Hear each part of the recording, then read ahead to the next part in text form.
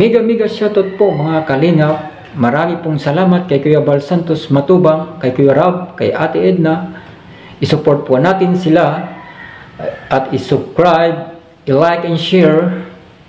At gayon din po, Zio Roland, Tisnel Channel, Del Cabarli, and Jean Stordiban. Marami pong salamat. Tara po, panoorin po natin.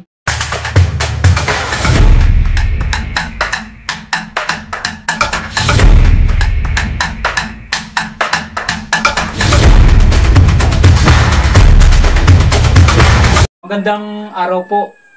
Hapon na po tayo. Magandang hapon po. Ano po yung pangalan niyo po? Bernardo Opiana. Opiana. Ano yung spelling ng Opiana? O-P-I-A-N-A. O-P-I-A. Oo nga. N-A. N-A. Opiana. Ngayon po, pag-usapan po natin, meron ba kayong high blood? Wala po. May diabetic? Hindi ko po alam. Pero high blood sigurado ko, hindi po.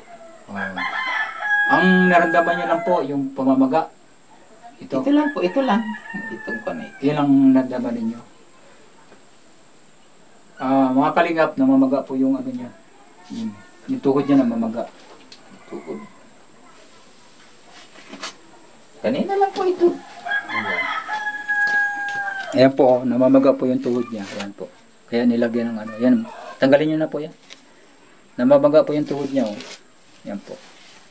Namamaga.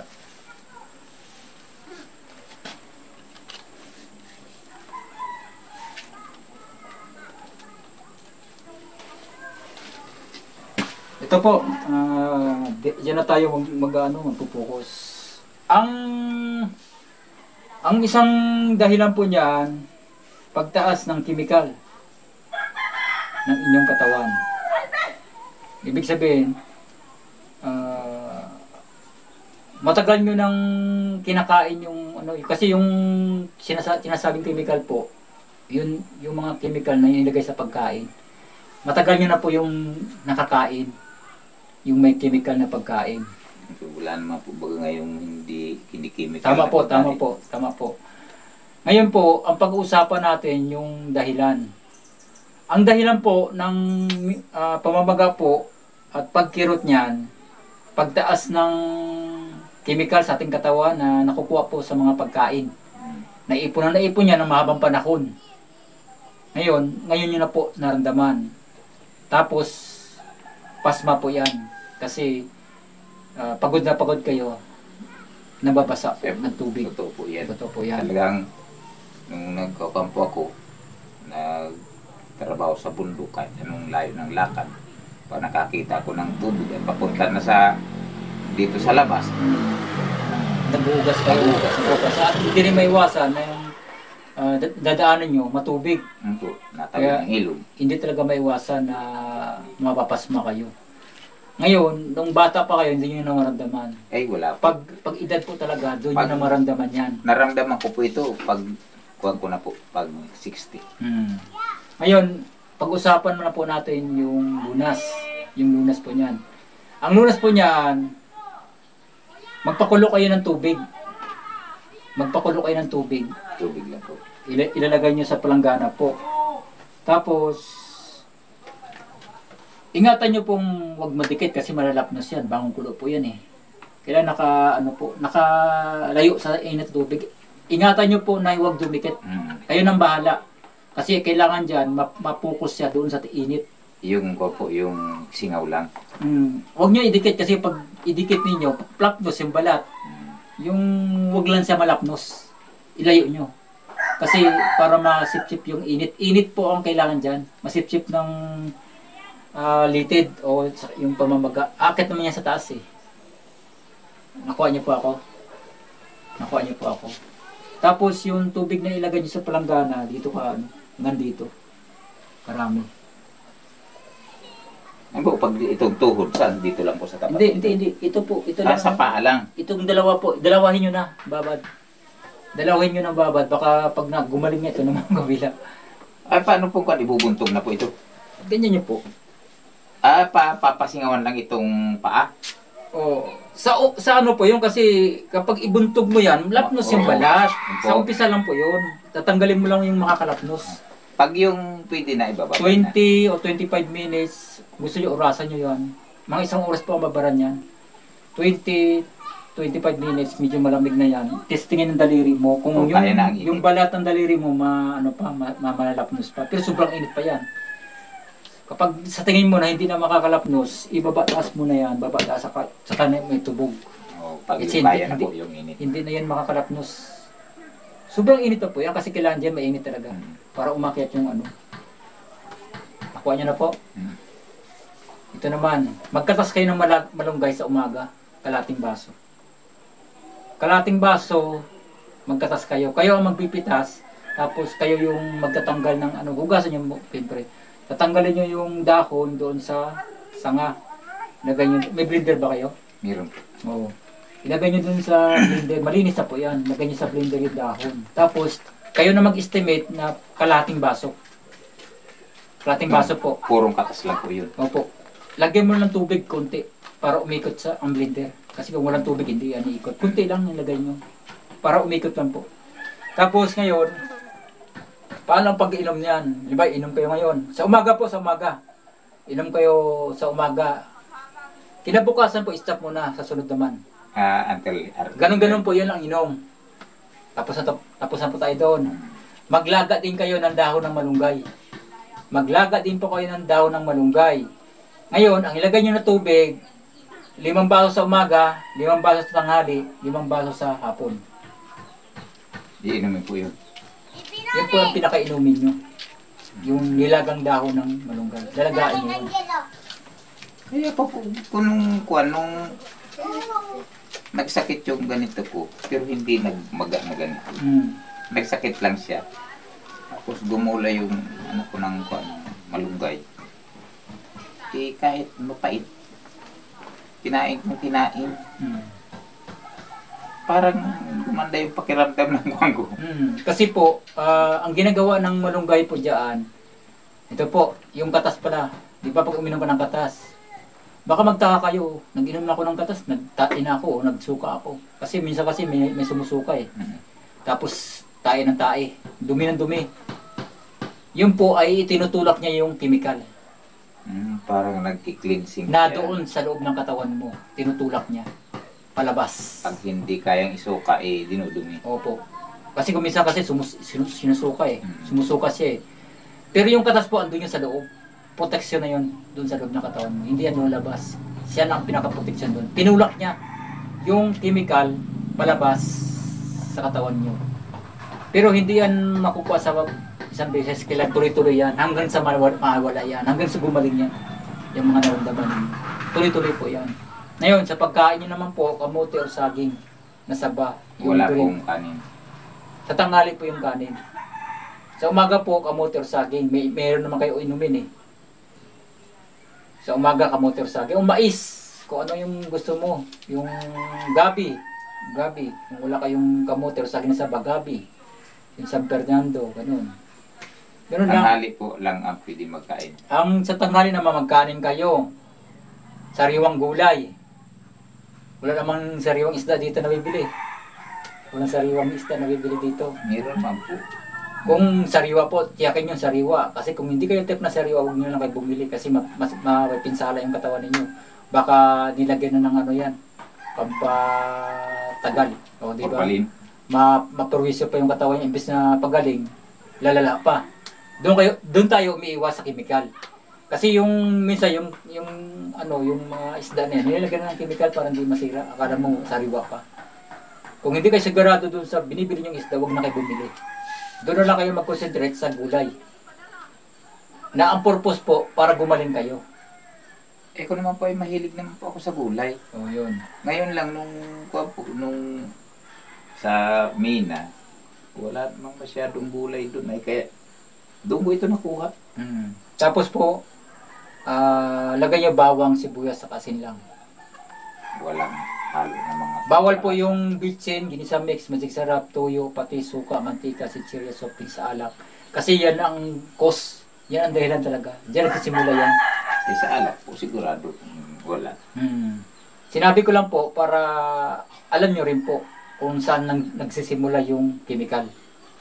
Tapos yung mga nabibili natin sa nagaling sa factory na may mga chemical po. Basta galing sa factory, alam na natin yun eh. Kasi yung walang mga chemical, mga kamote, mga saging na saba, mga San Fernando, yung naaani natin sa lupa. Parang nararamdaman ko din, parang sa lifestyle talaga sabi ko ang hindi, yung ano po, yung talagang ang sakit na yan, kung hindi pasma, doon sa mga kinakain natin na nilagyan ng chemical. Chemical po, ang chemical po kasi kapag naipon yan sa katawan natin, ganun ang ginagawa niya. Tumitigas ang nervous system. Nervous system po yan, tumigas. Yung pamamaga, saka yung pagtigas, naramdaman yung makirot, nervous system po yan, na kumirot. Ito po ang naramdaman ko ito, hindi naman ito talagang maga na ganito. Nasakit lang siya. Yung nervous system po yung kumikirot. Yung masakit po, yung masakit, nervous system yun. Po ito ay biglaan naman. Halimbawa, kagagaling ko lang dito, pagagising ko kaninang maga, wala naman ako naramdaman. Pumunta lang ako ron at nagbawag ako ng alaga akong baboy. Eh parang sumakit na ito. Tuloy-tuloy na hanggang sa makita ko, maga na. Maga na. Ganyan po siya. Kasi ganyan po yung pasma saka yung pagtaas ng acid. Para nagsama sila. Iwasan niyo muna kumain ng mga may chemical. Doon muna kayo doon sa sinabi ko. Para gumaling po kayo. Ay, pabor po yun sa akin. Para Kung gumaling mahilig po pa kayo. ako sa mga alaga-alaga lang. Para sa kagagalingan niyo po yun. Para hindi niyo na maramdaman yan. Kung anong gusto niyo trabaho, magagawa niyo na. Yun po yun. May tanong pa po kayo? Naintindihan ko na po.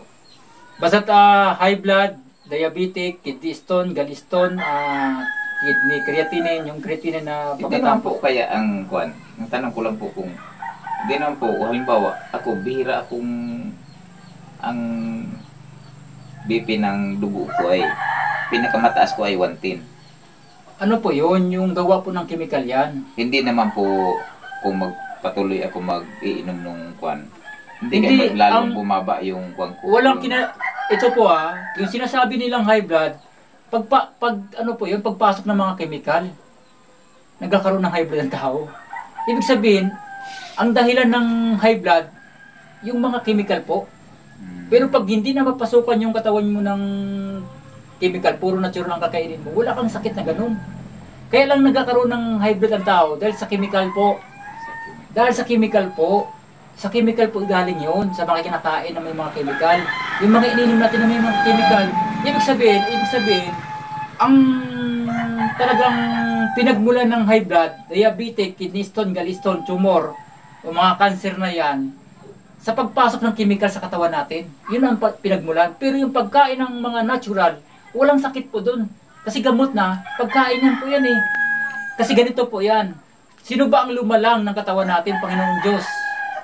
Ngayon, ay ipasok mo dyan sa katawan mo, yung nilalang din ng Panginoon Diyos. Ano yun? Yung mga tanim. Yun ang ipasok mo sa katawan mo. Hindi yung ginawa lang ng tao. Ang ginawa ng tao po, yung pa ang sumisira sa katawan ng tao. Totoo naman po yun eh. Naintindihan ko po yan. Nakuha niyo po? Yun ang sumisira sa katawan ng tao, yung ginagawa ng kamay ng tao. Yun po ang nakakasira. Kasi, ano ba yung ginawa ng kamay ng tao? Yung may mga chemical. Yung chemical, lagyan mo ng, yung pagkain, lagyan mo ng chemical. Soft drink. Ano ba yung chemical po? Ano ba yung chemical?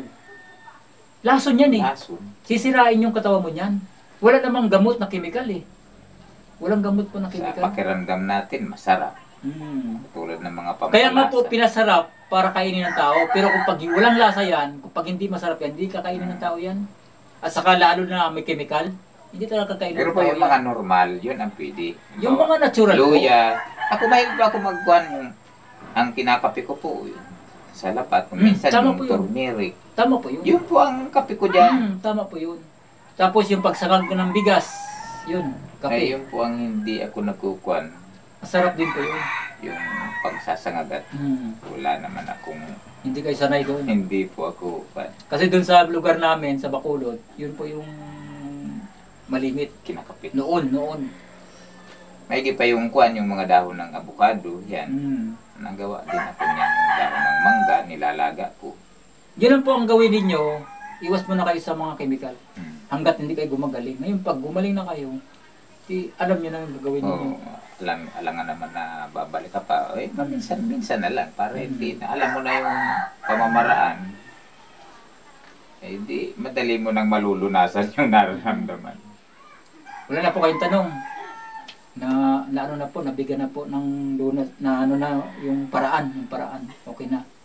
Yung paglaga lang po, ang proseso ng paglaga, yung pagbabad, yung pagpapakulo. Wala pong halo yun. Wala kaya po. hindi pwedeng Kasi walang asin. Init lang po ang kailangan doon. Yung init lang Init po yung gamot doon. Init ang gamot. Ngayon, ang proseso ng pagbabad po, bago ka matulog. Bago ka matulog. Para hindi na mahanginan at hindi na mabasa. Kasi bawal mahanginan yan. Bawal mabasa. Huwag po kayo magpahangin. Pag yung naikuha na po, nadarang na sa... Mga isang oras po yun, tapos na. Tapos na pag yung medyo kaya ng ang init, pwede nang ibabad yung paa. Hindi na. Hindi. Di ba, bagong kulo yan. Papasingaw. Inano mo na. Nakaganyan na yan. Pagkatapos yan, pagka titistigin ng daliri mo yan, kung hindi na manalapnos, yung balat. Pato, tubig to, ganyan mo na. Taas muna, baba, taas, baba, hanggang sa itubog muna. Mga isang oras yan. Saan ka mag-start ng isang oras? Pagbabad mo na. Pagbabad mo na. Pag nakababad na. Simula na yan, isang oras yan hanggang ano. Hanggat hindi pa dumarating ng isang oras, huwag mo muna tanggalin. Basta ang paglubog po, yung hindi na makakalapnos, yung balat. Kasi may init pa yan eh. Yun po yung proseso ng... Para sulit po, para hindi na... Para yung pagbabad nyo, walang basta tubig lang na mainit. Tubig lang. Walang hinahalo ka. Kung minsan na gawa din po ako niya na mainit na tubig, tapos nilagyan ko ng asin. Kasi yung noon yun, yung mga... Pero ang totoo pala na nakakatanggal dyan sa mga yung init lang kasi kailangan ng init. Kasi yung pasma, init lang ang dyan, ang gamot sa pasma. Pag pasma talaga, init yung gamot dyan. Mainit na, bagong kulo talaga mainit na tubig. Yan po, okay na po. Wala na po tayong... Yung paglaga po ng malunggay. Yung paglaga ng malunggay, araw-araw na inumin yun. Araw-araw kayong uminom nun. Pinakatubig nyo nga po yun. Yun ang pinakatubig ninyo. Hindi po pwedeng maglaga na lang ng kuwan tapos ilalagay na sa lalagyan. Hindi nga po. Kasi hindi naman... Sa umaga lang kayo maglalaga. Hanggang hapon nyo na inumin yun. Tapos bukas na naman. Ibang naman po, dahon. Ibang dahon. Bago naman po. Ay, ang problema dito, saan ako magtanim po kayo. Magtanim po kayo. Kasi kailangan po yan. Hindi lang kayo ang makagamit yan, may mga sakit. Meron man dito, kaya lang. Magtanim po talaga kayo. Ang po, kasi medyo matagas yung buong lupa dito, no? Matigas. Para tumubo at tumaba yung malunggay, hukay-hukay nyo araw-araw yan. Kasi yun ang gusto niya, yung hukay-hukay. Yung paligid niya, hukay-hukayan para yung ugat niya Nakapabuhay na po kami doon, nung nasa baryo pa kami. Ang ginawa ko, naghukay nga ako ng malaki-laki tapos nilagyan ko ng buhangin. Sa buhangin, mabilis palang mabuhay yan. Pero kahit ganyan po, kahit ganyan hukay-hukayan nyo lang, palambutin, parating malambot siya, tapos diligan nyo. Parating lang malambot, kasi pag tumigas yan, hindi talaga siya hindi makakilos yung ugat niya eh. Pag matigas. Kailangan talaga, hukay-hukayan mo talaga yan. Hanggang ngayon ay may mahingaan pala ako ron. Doon sa dating bahay ko sa baryo. Ngayon, kung talaga, yung kumuha kayo ng talaga, baybay. Kasi sa baybay, maano yun sa baybay. Yun, kuha kayo ng baybay, tapos gumawa kayo, kung may malawak lupa mo, medyo malawak yung huwag nyo na po galawin.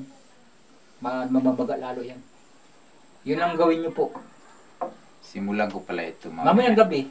Mayang gabi na kami simula. Tapos yung katas po, sa umaga yung gagawin. Pati yung paglaga ng dahon sa umaga. Hanggang maghapon yun. Maga lang po ako. Pero kung gusto nyo maglaga ngayon, pwede naman. Yung ngayon lang. Ngayon lang inumin nyo. Tapos bukas iba naman.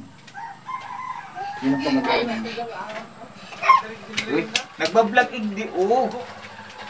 Ayan po, tapos na po tayo. Ayan po, marami pong salamat mga kalingap. May isa naman po tayong natulungan.